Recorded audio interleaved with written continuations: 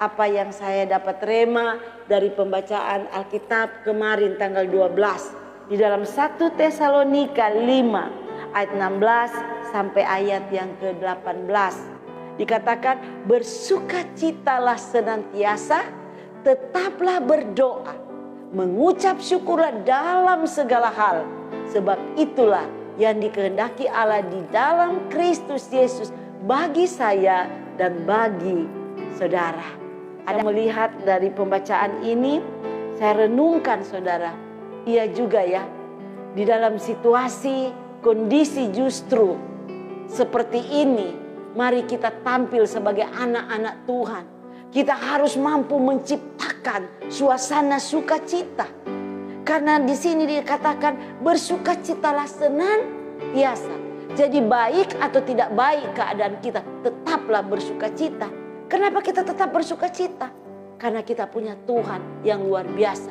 Kita baca di Filipi 4 ayat 4, di mana Paulus di dalam penjara, tapi dia mengirim surat kepada jemaat saudara di Filipi, bersukacitalah, bersukacita. Sekali lagi ku katakan, bersukacitalah.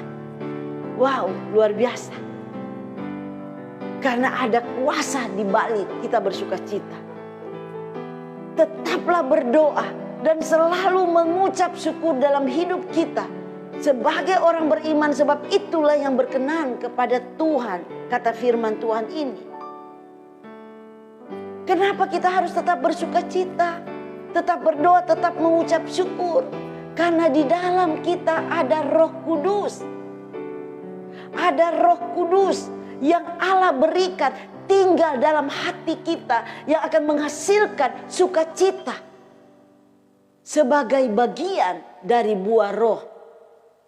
Itu buah karakter Kristus. Makanya saya bilang sukacita itu adalah buah roh. Makanya sukacita itu bukan seperti yang dunia berikan kepada kita.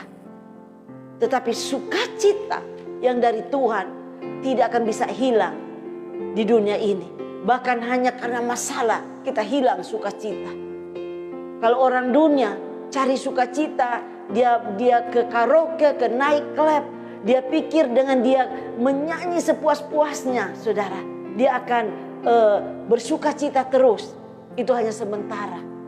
Tapi yang sukacita dari Tuhan itu kekal.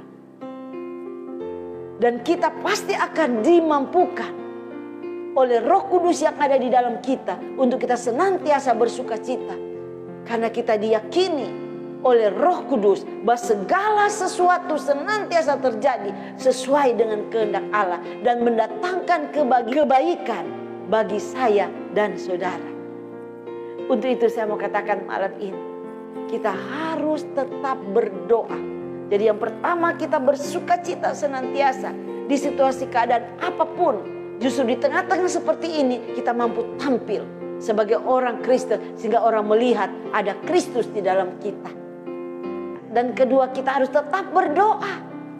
Tetap berdoa kepada Allah Bapa dalam Tuhan kita Yesus Kristus.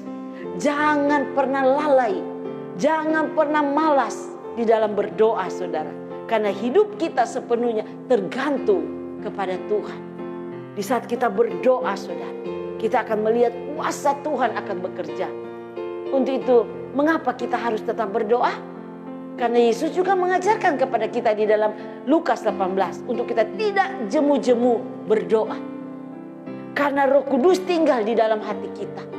Sehingga setiap saat kita dapat menghadap takhta anugerah dan takhta belas kasihan Allah dalam Yesus Kristus Tuhan kita. Agar supaya apa, saudara? Supaya kita boleh mendapat jawaban dan pertolongan dalam setiap masalah kita tepat pada waktunya. Seperti lagu kita kan? Bahwa Tuhan tidak pernah terlambat. Tuhan juga tidak pernah terlalu cepat. Tetapi Tuhan tidak pernah ingkar janji. Dia selalu tepat waktu. Ingat firman yang sederhana ini. Kita harus bersukacita, tetap berdoa, dan juga selalu bersyukur dalam segala hal. Karena kita tahu bahwa Allah turut bekerja dalam segala sesuatu untuk mendatangkan kebaikan bagi kita yang mengasihinya, kita yang terpanggil sesuai rencana Tuhan. Dan dengan bersyukur kepada Allah dalam segala hal, kita menyatakan dengan sadar bahwa Allah lah yang menciptakan dan memelihara saudara dan saya.